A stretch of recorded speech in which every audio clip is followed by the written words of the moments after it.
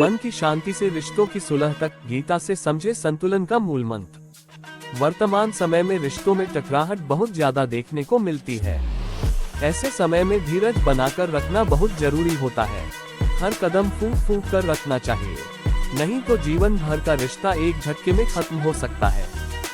श्रीमद् भगवद गीता सिर्फ एक धार्मिक किताब नहीं, बल्कि जिंदगी को समझने और जीने की एक गहरी सीख है।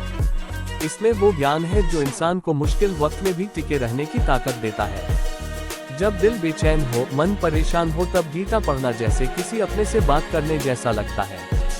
इसके श्लोक भीतर तक सुकून पहुंचाते हैं। आज के तेज रफ्तार और तनाव भरे दौर में भी गीता की बातें उतनी ही मायने रखती हैं जितनी पहले रखती थी। ये हमें सिखाती है कि कैसे बिना किसी पल की चिंता किए अपने कर्म करते रहना चाहिए। मोह, माया और भौतिक सुखों के पीछे भागने की बजाय खुद को जानना और सच्चे सुख की ओर बढ़ना जरूरी है। यही गीता का संदेश है। जो इंसान गीता की बातों को अपने जीवन में उतार लेता है, उसके रास्ते की रुकावटें खुद ब खुद दूर होने लगती है। गीता न सिर्फ जीवन की दिशा दिखाती है, बल्कि अंदर से मजबूत बनाकर हर हालात से लड़ने का हौसला भी देती है। वर्तमान समय में रिश्तों में टकराहट बहुत ज्यादा देखने को मिलती है। ऐसे समय में धीरज बनाकर रखना बहुत जरूरी होता है।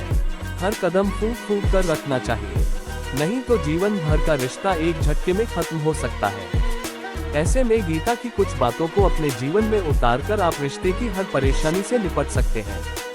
वीडियो पसंद आए तो चैनल को सब्सक्राइब जरूर करें। वीडियो पसंद आए तो चैनल को सब्सक्राइब जरूर करें। रिश्ते में प्रेम हो, जकड़न नहीं।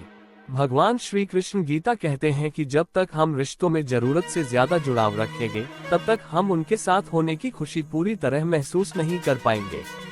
अक्सर हम अपनों से इतना मोह पाल लेते हैं कि उनके बिना कुछ भी अधूरा लगने लगता है।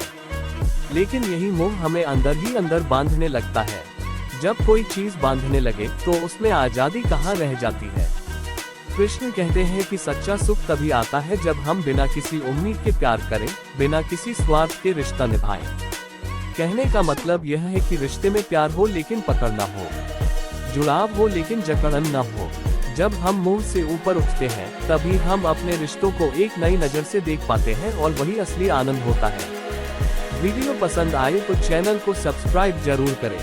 सबसे पहले दूसरों को सम्मान दें। गीता उपदेश में भगवान श्री कृष्ण कहते हैं कि रिश्ते में हर इंसान की इच्छा होती है कि उसे प्यार मिले, उसकी भावनाओं की कदर हो और उसे इज्जत दी जाए। लेकिन यह व्यक्ति के अपने व्यवहार पर निर्भर करता है।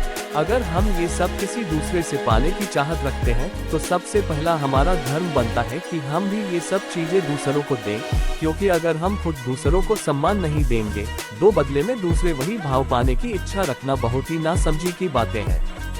ये कहा भी जाता है कि रिश्ता किसी एक तरफ से नहीं चलता है, ये दो लोगों की आपसी समझ, सम्मान और स्नेह से ही टिकता है। सामने वाला चाहे उम्र में छोटा हो या बड़ा, अगर आप उसे दिल से इज्जत देंगे तो वो रिश्ता और भी खूबसूरत बन जाएगा। वीडियो पसंद आए तो चैनल को सब्सक्राइब जरूर करें। खुद का आकलन जरूरी। गीता में भगवान श्री कृष्ण यही बताते हैं कि आत्मज्ञान यानी खुद को जानना रिश्तों की शुरुआत का पहला कदम है। अगर आप खुद से जुड़े सवालों के जवाब ढूंढ लेंगे, तो दूसरों से जुड़े उलझे रिश्ते भी सुलझने लगेंगे। ऐसे में रिश्तों को मजबूत बनाना है तो सबसे पहले खुद को समझना जरूरी है। जब तक हम अपने भीतर झांककर ये नहीं जान लेते कि हमारी असली जरूरतें, इच्छाएं और कमजोरियां क्या हैं, तब तक हम दूसरों के साथ सही जुड़ाव नहीं बना सकते हैं। जब इंसान को पता होता है कि वह क्या महसूस करता है, उसे क्या चाहिए और कहाँ गलती करता है, तब वो दूसरों को भी बेहतर समझ पाता है। यही समझ एक रिश्ते को गहराई देती है। बेचैनी में संबल बनती है भगवद गीता, मन में चल रही उथल पुथल को करेगी शांत। आधुनिक युग में भी इसकी प्रासंगिकता कम नहीं हुई है। यह मार्गदर्शक की भूमिका निभाती है।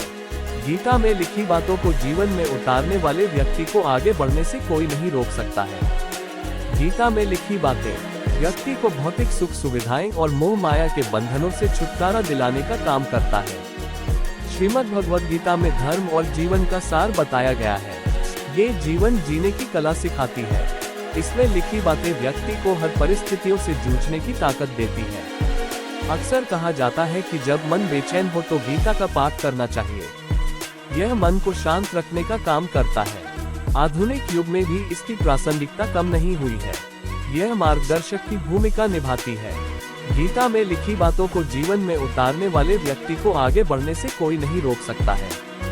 गीता में लिखी बातें व्यक्ति को भौतिक सुख सुविधाएं और मोह माया के बंधनों से छुटकारा दिलाने का काम करता है।